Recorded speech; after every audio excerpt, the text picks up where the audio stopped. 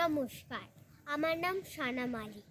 ঠিকানা জেলা হাওড়া, থানা পাঁচলা, গ্রাম দেউলপুর, বিভাগ ক। নমস্কার। অপরাজিতা, কবি চন্দননাথ। জানো মা, আমি না কবিতা লিখেছি, তোমরা পড়বে কি তা?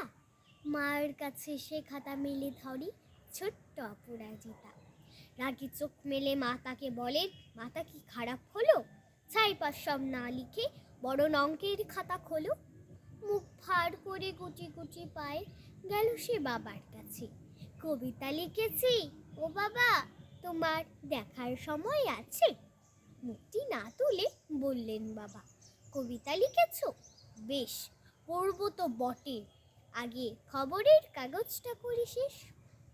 অগত্যা গেল সে দিদিটির কাছে, ডাকলো সে, দিদি আয় দেখ না কেমন ছবিটা এঁকেছি ছোট্ট এই কবিতায়।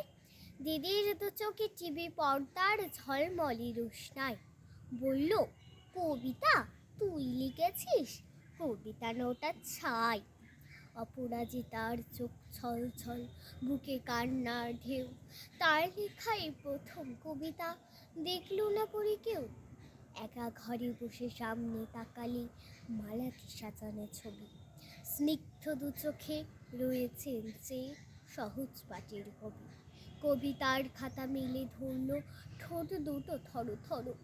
বলল, ঠাকুর কেউ না পড়ো, তুমি এই কবিতা পড়ো। কি জানি কি করে কি যে হয়ে গেল।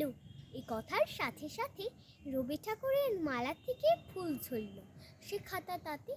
মনে হলো যেন তার সামনে দাঁড়িয়ে বুঝি রবীন্দ্রনাথ মাথার উপরে রাখলেন তার আদর মাখানো হাত। নমস্কার।